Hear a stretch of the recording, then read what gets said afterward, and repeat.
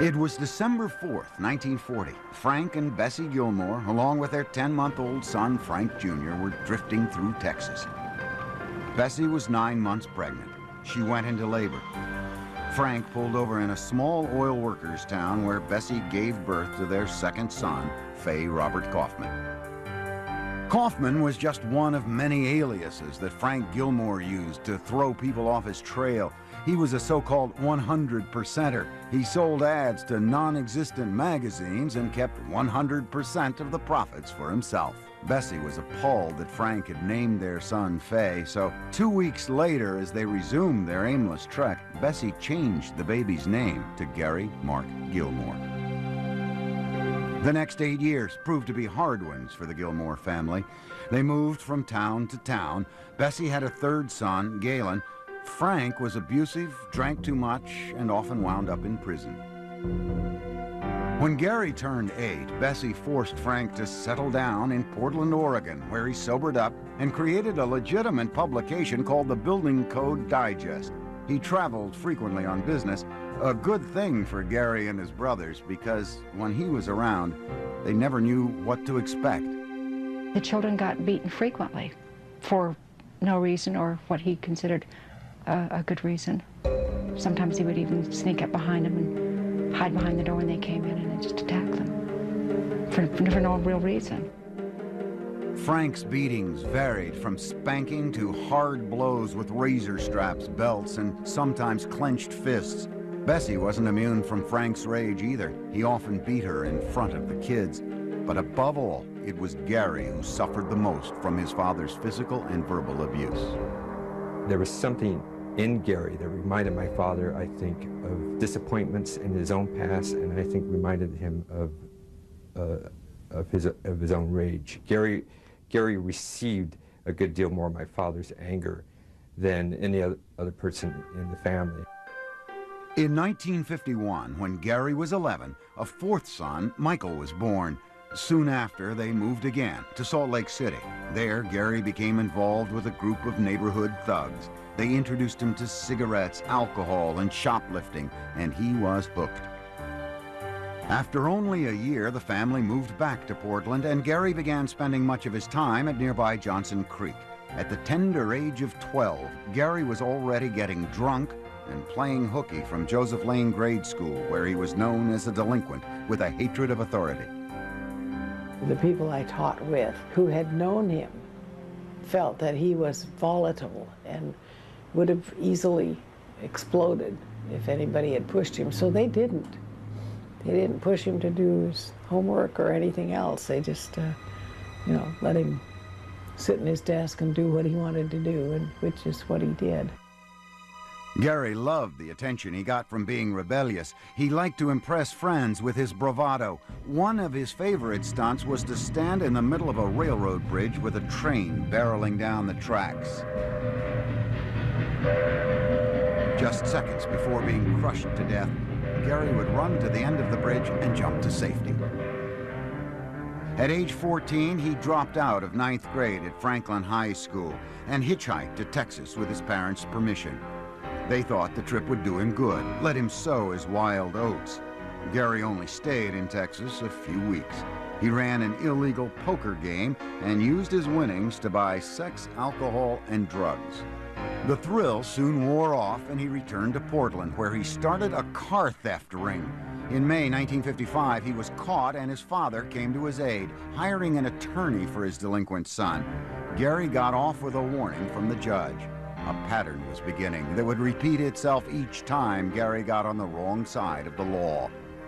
It is true that my father went to great lengths to keep Gary out of jail. I really have to wonder if there was a part of my father that, that couldn't help but feel sorry for his children and what he had done to them. And perhaps in some ways that was the part of my father that also loved Gary and wanted to protect him. No matter what he did, if he stole something, he'd go to court and he says, my boy didn't do it. There's no way you can prove he did it. And usually he got away with it. If anything, his father's help taught Gary how to manipulate the legal system, but not how to stay out of trouble. 2 weeks later, he was arrested again for stealing a 1948 Chevy, and this time there was nothing that his dad could do. Gary was committed to McLaren's Reform School for Boys in Woodburn, Oregon, where he spent 15 months, most of it in maximum security.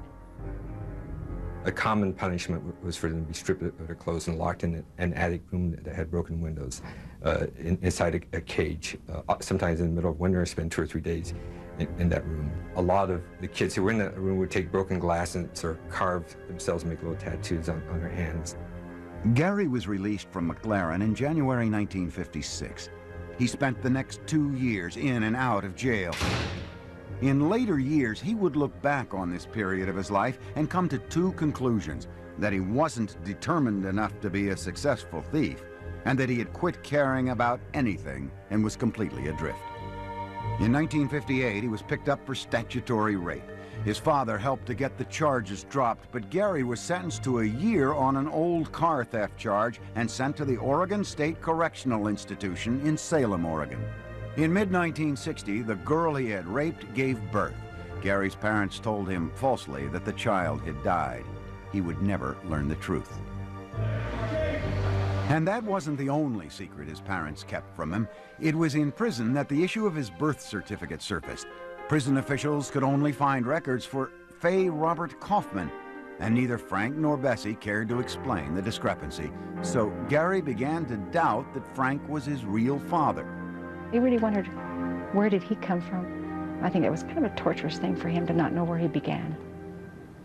He didn't know where he was going either, evidently. He was written up for 23 disciplinary violations, and time was added to his sentence for bad behavior. In the fall of 1961, Gary was released from prison and went to live with his parents in suburban Portland. But he wouldn't be home very long. It was only a matter of months before he was back in jail, this time for having an open bottle of liquor in his car and for driving without a license. While he was serving his time at the Rocky Butte jail, his father died of cancer. Gary went berserk. He tore his cell apart and slashed his wrist with a broken light bulb. He was thrown in solitary confinement and prohibited from going to the funeral. Gary's half-hearted suicide attempt was only one of many that would occur while he was behind bars. I always thought that these were not sincere suicide attempts, that on those occasions when he would cut his wrist, that he would not cut his wrist so deeply that he really threatened his life. By the time he was released, the 21-year-old Gary Gilmore had become a more hardened criminal, but not necessarily a smarter one. He and a friend were soon arrested for using a lead pipe to rob a man of only $11. Gary could now add assault to his already impressive rap sheet. Prosecutors saw a repeat offender with an unwillingness to rehabilitate himself. They argued he was a danger to society. The judge agreed. In March 1964, Gary was sentenced to 15 years at Oregon State Penitentiary, a severe prison term that year after year would fill Gary Gilmore with rage against the world and himself, enough rage to turn him into a killer. It was a hostile 24-year-old Gary Gilmore who entered the Oregon State Penitentiary in 1964. He was violent, suicidal, and more disruptive than ever before. He was a warden's nightmare. He is like the bad dream of every prison administrator. He's going to break all the rules. He is going to defy authority. He will assault people. He will use drugs, drink alcohol, anything he can get his hands on. And he was truly an antisocial personality. Gary found life in prison unbearable. The constant racket and the lights glaring 24 hours a day were driving him mad, an experience about which Gilmore would later reminisce on tape.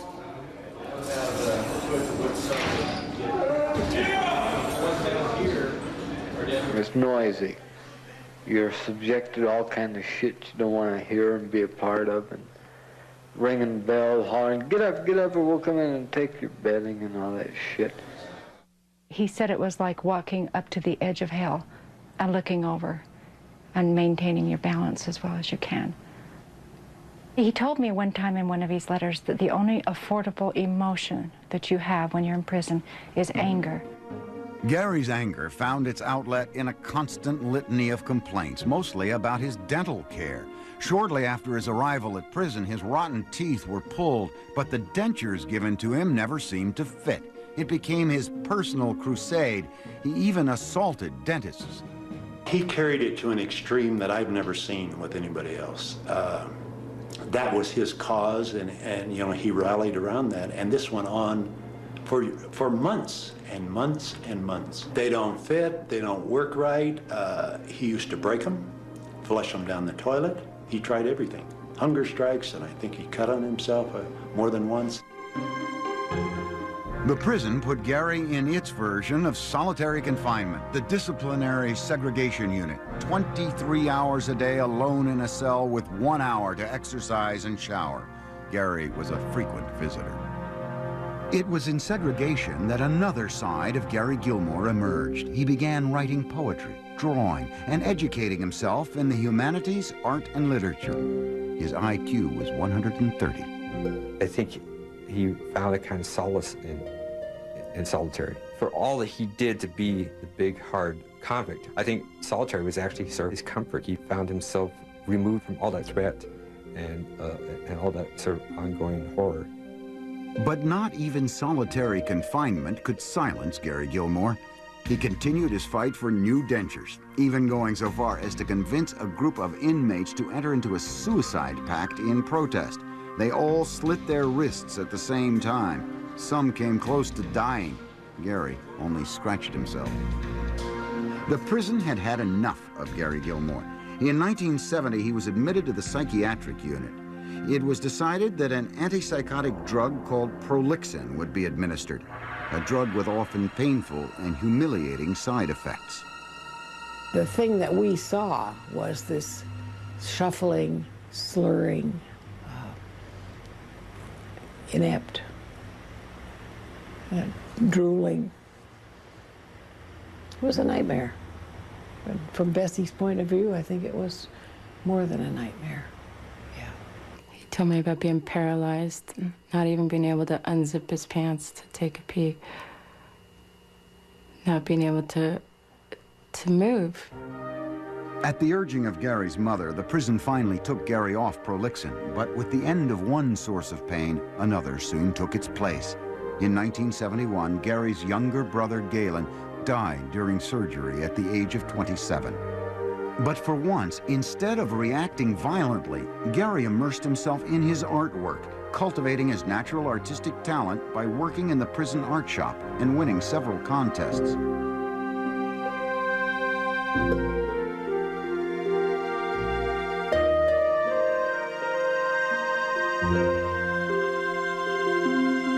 As a result of his artistic success, Gary was granted a rare chance to make something of his life. He was released from prison to attend art school at a community college. But as he had done many times before, Gary threw away his chance. He robbed a gas station at gunpoint. He was immediately arrested and taken to the Multnomah County Jail. A couple of days later, in another failed suicide attempt, he slashed his arm and stomach. In February 1973, Gary was sentenced to 9 more years and returned to Oregon State Penitentiary, where he became increasingly more violent towards prison guards. Officials decided to put Gary back on Prolixin, the drug that had turned him into a virtual zombie 3 years earlier. He begged for an alternative punishment and got it. Gary was transferred to Marion, Illinois, a maximum security federal penitentiary better equipped to handle disorderly inmates. But he wouldn't be there very long. He started writing on a regular basis to his cousin Brenda in Provo, Utah, expressing regret for all the time and freedom he had lost in prison. A year and a half later, a deal was struck to parole him into her custody. In April 1976, Gary flew to Salt Lake City. Brenda met him at the airport. He carried everything he owned in one small athletic bag. I thought that was sad after all those years. To put your whole life into a bag smaller than a grocery bag seemed to be quite a loss. And Gary was missing more than material possessions. After spending almost half his life behind bars, he lacked the skills needed to adapt to life on the outside. He was impatient and became easily frustrated. His uncle Vern tried to help. He gave Gary a job at his shoe repair shop, but Gary was easily distracted. Every girl that walked in, he'd whistle at them, you know, and everything else. I had to talk to him every day. You don't do that. He said, well, did you see? Yeah, I seen it. But you don't follow it, you don't chase it, you don't whistle. He didn't like that at all. It wasn't long before he saw one girl he just couldn't resist, Nicole Barrett, a 19-year-old mother of 2 children who had been married and divorced 3 times. The attraction was mutual, immediate, and overwhelming. Within a week, Gary had moved into Nicole's home in Spanish Fork, a small town near Provo. Gary was like a teenager with his first real crush. We just started having a lot of fun together. Just the littlest things were meaningful. It was like this person has just started living, and everything was new, and everything was an experience. It was fun. Gary and Nicole drank heavily and smoked marijuana. Gary's cousin Brenda worried that Nicole, who was half Gary's age, was a bad influence on him. She thought Gary's blind love could only lead to trouble. It was almost like an old sailor out there on the sea that's been out there way too long, and he hears the sirens call of the mermaid and whatever out there on the ocean. And I think when Gary got back to society again, and when he saw this girl, Nicole, it was like a siren call to him. It was coaxing him in closer and closer. But if you've ever heard any sea stories, you know that it's right by the reef. In fact, a collision was coming. A combination of headache medication and excessive drinking caused Gary to suffer from violent mood swings and sexual dysfunction. His drinking is what really messed him up. He just changed like somebody who never really expected to be free. More like an escape convict, you know, than somebody out on parole. He just felt like he was just gonna live it up and do whatever the hell he wanted to do. Including shoplifting. Gary would steal beer, cigarettes, and anything else that caught his eye, even guns. In late June, he brought a bag of stolen guns into Nicole's house. It scared the hell out of me. It felt like, you know, the beginning of the end. He was just running into too many walls, and he was gonna lose it. And I didn't think he would go peacefully. I thought he would do something really crazy this time. Nicole did what was probably the smart and reasonable thing to do, which is that she left Gary. The 35-year-old Gary Gilmore was devastated, and all the anger of his prison years boiled up to the surface. A week later, Gary's blind passion for Nicole would unleash itself as blind rage. The result would be deadly. After 2 months of a passionate but troubled relationship with Gary Gilmore, Nicole Barrett left him and moved out of the house. It was an act for which Gary's life experience had left him hopelessly unprepared. He spent a week looking for her, to no avail. Gary was becoming more and more unhinged. He truly loved her and needed her and had to have her, and I think it was the last possible loss that he felt his heart could stand. On the evening of July 19th, 1976, Gary drove within a block of the Sinclair service station in Orem, Utah, just outside Provo. He parked his truck and walked toward the station. It looked deserted, except for Max Jensen, a 24-year-old Mormon law student and father of an infant girl. Gary had one of his stolen guns with him, a .22 caliber automatic. He approached Jensen and demanded the money in his pocket and the coin changer around his waist. He led Jensen to the small bathroom near the office, put the gun to Jensen's head, and made him get down on his knees. Then, according to Gary, he pulled the trigger once, saying, "This one's for me." As he pulled the trigger a second time, he said, "This one is for Nicole." He left a wad of bills untouched on the counter in the office. The following night, Gary dropped his truck off at a repair shop in Provo and walked to the city center motel. I think in some ways he had always wanted to destroy something in the world, and I think he didn't feel particularly discerning about what it was or who it was that he was going to destroy. Tonight, it would be Ben Bushnell, a 25-year-old Mormon with a pregnant wife and baby boy. Gary entered the hotel office carrying his gun. He approached Bushnell, demanded the cash box, and then shot him once in the head.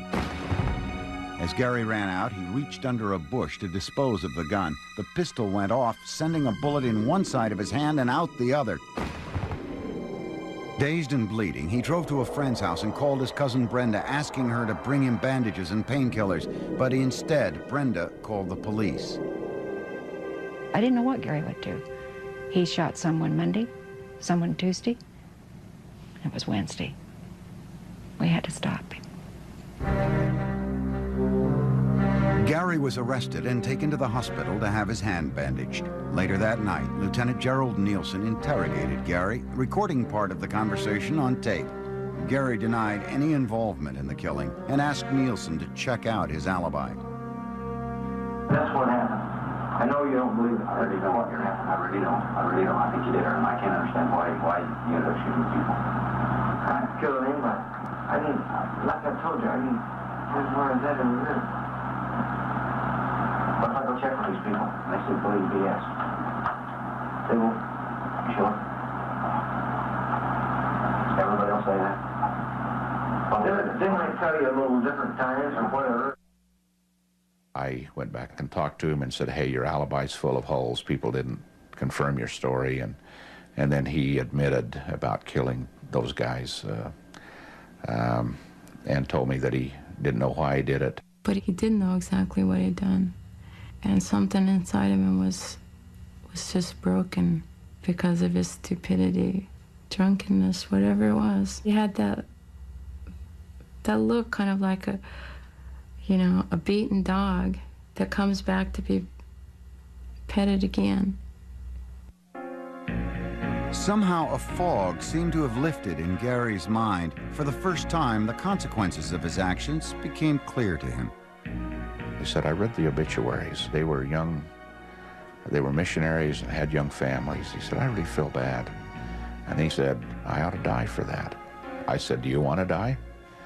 And he said, do you want to die? And I said, no, I don't have any desire. And he said, I really don't either. But he said, I ought to for that. I'm afraid that I'd do it again. The state of Utah felt exactly the same way. In October 1976, Gary went on trial for murdering Ben Bushnell at the City Center Motel. It took the jury a little over an hour to convict him of first-degree murder. He was sentenced to death. The judge set November 15th, 1976 as the date of execution. Gary Gilmore had only one more decision to make. Would he prefer to be shot or hanged? Gary said he would rather be shot. He thought a hanging could be more easily botched. His two attorneys tried to appeal the sentence, but Gary promptly fired them both and waived his right to a review of the case. His other option was spending the rest of his life behind bars, and that seemed to be quite unbearable. He had had a taste of being out for a length of time, and he couldn't go back anymore. He knew it. Despite Gary's wishes, a struggle was beginning between a legal system reluctant to mete out its own punishment and a killer hungry to accept it. Just 3 months before Gary's sentencing, the U.S. Supreme Court had laid down new guidelines for capital punishment.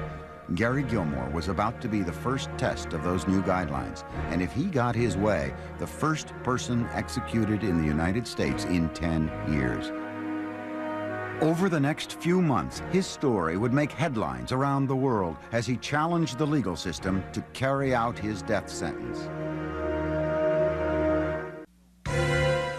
When Gary Gilmore was sentenced to death in 1976, it became the media event of the year. Not only was it remarkable for someone to accept the punishment and express a desire to be put to death, but the United States had not executed anyone in 10 years. Suddenly, every newspaper I picked up, every major magazine I picked up, had the face of my brother on it, and the worst aspects of our private history were now sensational news for the world. But for security reasons, officials at the Utah State Prison where Gary was being held on death row denied the press access to Gilmore. It turned into a somewhat of a media circus.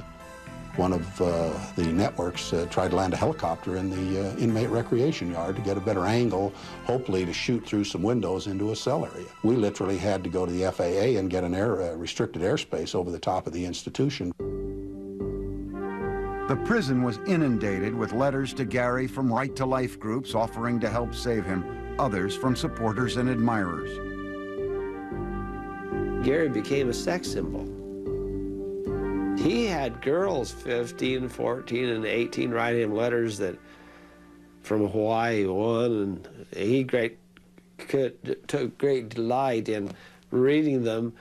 And they said, well, when you get out, you know, we're going to do certain things with the, and they're very improper. I've probably got 7,000 or 8,000 letters all over the world. Two girls from Honolulu wrote to me, they're 14. I'm philandered by all this shit. But if they knew me, they wouldn't love me. They're in love with a motherfucker that's got his name in the paper every day. Nicole was doing her fair share of the writing as well. She and Gary were exchanging as many as 3 letters a day. His letters were very loving, lots of loving things. And I love yous, you know, that took up a whole page, and a lot of cute little sketches. And of course there was a lot of things about sex, what he'd like to do, what he misses, you know, I mean, you know, typical man stuff. On November 15th, Gary's execution date came and went when the governor requested that the Utah Board of Pardons review the case. But Gary had prepared himself to die. He was ready, and he wasn't going to do it alone. It was just natural to want to believe that if we both died, then, you know, the distance, the prison walls, nothing could separate us. He never really even had to ask. And I don't know why.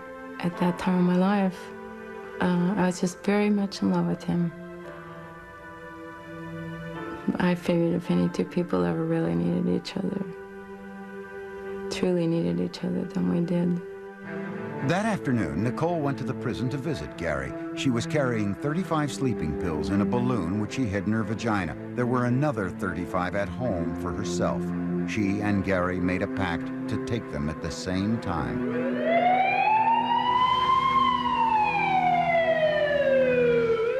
Both Nicole and Gary survived.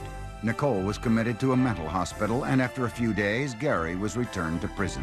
All contact between the two was forbidden, and Gary began a hunger strike in protest. The suicide pact added fuel to the media fire. TV networks in Hollywood were vying for the exclusive story. Through his Uncle Vern, Gary made a deal with a film producer, Lawrence Schiller. I sold the rights to the book, the movie, and the stage play, and the TV rights, and everything for $50,000. I didn't know any better. I felt that the whole machinery of the situation, in terms of many people involved in the legal process, many people involved in the commercial process, and many people involved in the media, I felt like there was this massive machine, this train, and the only place that train could end up was when Gary died.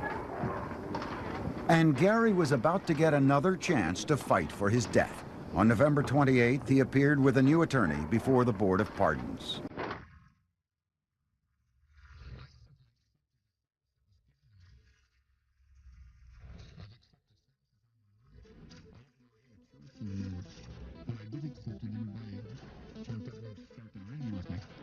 It seems that the people, especially the people of Utah, they want the death penalty, but they don't want executions.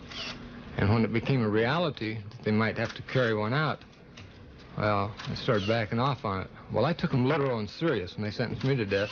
I thought you were supposed to take them serious. I didn't know it was a joke. I would like them all, including that group of reverends and rabbis from Salt Lake City, to just bud out. I don't think they, this is my life and it's my death. It's been sanctioned by the courts that I die, and I accept that. As far as seeking anything from you, I don't. I'd like to reiterate that I probably don't deserve it either. Gary got his wish. The board decided to set a new date and carry out the execution. But with this latest victory came more obstacles. Gary's mother, Bessie, and numerous public interest groups filed for stays of execution. He didn't want a stay. He said he'd want to sit there for 5 years waiting for some beetle-headed judge to make up his mind. So that's a quote. On December 3rd, the U.S. Supreme Court granted a stay. Through the newspapers, Gary issued an open letter to his mother, asking her to kindly butt out. Bessie's legal action was short-lived. It was overturned after only 10 days. A day later, Gary appeared before the judge once again, and a new execution date was set for January 17th. But 4 weeks was too long for Gary Gilmore to wait. He had been stockpiling drugs in his cell, and that night he tried to take his life. And once again, he failed. Gary's brother Michael was still considering a last-ditch legal move. He flew to Utah and spent a few days visiting with his brother at the prison. On the way out, Gary offered him a T-shirt printed with a photo of Gary and the words, "Gilmore, Death Wish." My little brother Michael come to see me. He said, "Gary, I was just frightened of you. I didn't know you." He said, "Now I met you, I like you." Yeah. I like him too. I love him. We had to talk on telephones, looking at each other through little teeny glass windows through a steel wall. He wanted to shake hands with me when we left. They told him, "Okay, if you'll go through a skin shake." I give him a kiss right on the cheek. Michael left the prison, having decided not to seek a stay of execution. I came to the conclusion that he really did want to die, and that the life he had lived was hell, and the life he was going to live was hell. I decided the only thing I could do was let him find whatever kind of rough redemption he found and stand aside and let it happen. It would be only days before the state of Utah would finish the job that Gary Gilmore had been unable to do on his own. At 6 p.m. on January 16, 1977, over 300 print and electronic media covering Gary Gilmore's execution were cordoned off in a prison parking lot where they would have to stay until after Gary's death the following morning. Protesters were allowed to demonstrate on the service road outside the gates. Behind the walls of Utah State Prison, Gary Gilmore was in rare form, happily spending his last night with friends and family. He really felt happy. He was dancing. He boxed with me. He was also receiving medication, you know, pills. I have no idea what they were, but they made him happy. I'll tell you that. I'm talking about handfuls. On top of the pills, Gary was also getting drunk. I put them in my pocket. I walked in, took my coat off, laid it down. It's in the right-hand side of my coat pocket, Gary. 3 of them. Oh, boy, I need that. So he went and got all 3 of them. Boy, they were gone almost immediately. Gary's attorney, Ron Stanger, surprised him by getting a call through to Gary's favorite musician, Johnny Cash. Johnny sang a song to him. And then Gary, of course, this time he's high as a kite, tried to sing the song back. And it was, I mean, he could not carry a tune. Don't be angry with me, darling, if I fail to understand all your little whims and wishes all the time. The party began to dwindle, and as people fell off to sleep, Gary made an audio recording for Nicole.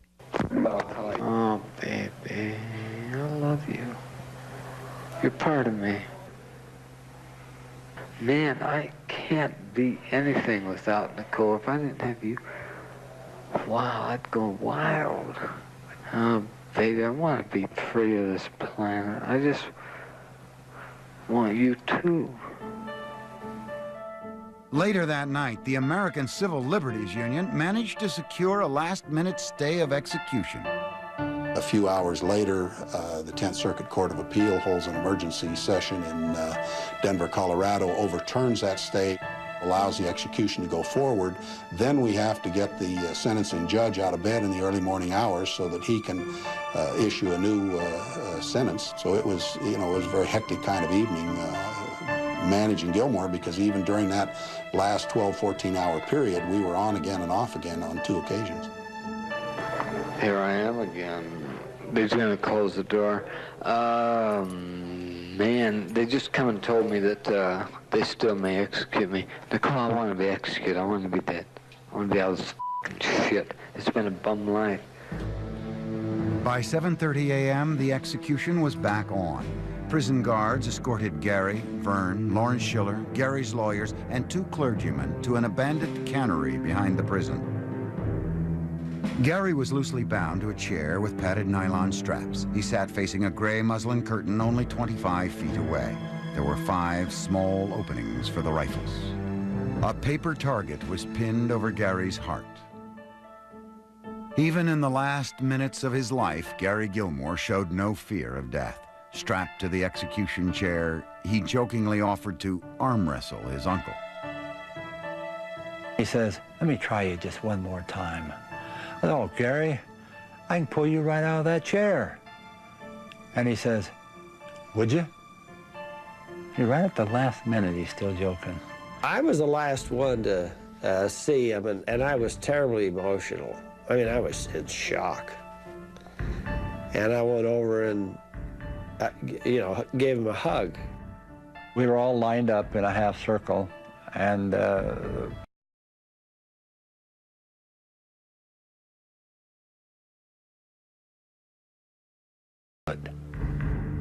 a black corduroy hood was placed over Gary's head. when they shot, I looked over and I seen that blood come out of his shirt, and it runs slowly, very slowly, and it was almost black down his shirt and just dripped on the floor. I would like to say at this time that Gary, my nephew, he died like he wanted to die, in dignity. When I talked with him in the wee hours of the morning, he did express thanks for many of the things that happened to him, and he expressed sorrow for the deeds that he did. I went out to my mother's trailer where she was living because I wanted to be with her at the time it happened. Somebody brought in the newspaper right before it was supposed to happen, and the execution had been stayed overnight. Turned on TV and the news flashing across the bottom of the screen would say the execution had just taken place. That morning, Nicole was still being treated at the mental hospital following her suicide attempt. All of a sudden, I saw his face. It came up and it was contorted with pain. I mean, it just jumped up at me. It just scared me. And then the doctor came in right after that and said that Gary had just been shot. Immediately after Gary's execution, most of his organs were donated for transplant. His body was cremated and the ashes sprinkled by plane over Spanish Fork, Utah, the small town in which he and Nicole had lived together so briefly. The $50,000 from the sale of Gary's life story was divided among family members. Some of the money was given to the wives of the 2 men he had murdered. The day after the execution, the national and international press packed up and returned home, having created a mythical figure out of a lonely and pathetic killer. It was bizarre. It was a circus. They took a lot of it out of context and made it into something it wasn't. Everything was for sale. There was a price on everything. Your privacy, souvenirs, bits and pieces. It was horrible. It really was. Gary basked in the limelight while he could. By challenging the system to carry out the punishment it had imposed, he was finishing the battle that had begun with his father's abuse more than 30 years earlier. In a strange way, Gary Gilmore had won a victory. He referred to a passage from Nietzsche, the paraphrasing in which goes that there must come a time in a man's life when he is willing to arise and meet the history of his moment. And I think that was part of what Gary saw. Here was a way not to die in anonymity. Here was a way to die with some kind of conquest. It was also a way to die that would turn the screws on the system of authority that he had come to hate and resist and fight against so much. But it was a victory that was costly to others. Gary Gilmore managed Max Jensen and Ben Bushnell, the two hard-working young men who died at his hands. They're completely lost. Their families and their loved ones are completely lost in the history, the 20-year history of Gary Gilmore. And that's a real tragedy. It's a tragedy for us as a nation. It's a tragedy for us as individuals that we opt to hang our hat on the Gary Gilmores of the world and forget about the Jensens and Bushnells. It's tragic. Gilmore's status as a symbol was inevitable. His execution paved the way for the hundreds that have followed since Gilmore uttered his unforgettable phrase, "Let's do it." There was a way in which, with Gary, a certain kind of modern history began. The history of increasing lack of willingness to look at how violence and murder happen in our lives and try to comprehend it. We are at a point where we don't want to look at those things and understand them. We are at a point where we want to shut those things out and punish them. And the worst result of all is that because of that approach, that increased desire for punitive measure, we will see a world in which there are many more Gary Gilmores than we would ever like to imagine. You walked home with her every night, for years, dreaming of the moment. The moment science would lead you to him, and you could finally let her go. Cold Case Files. Next on A&E.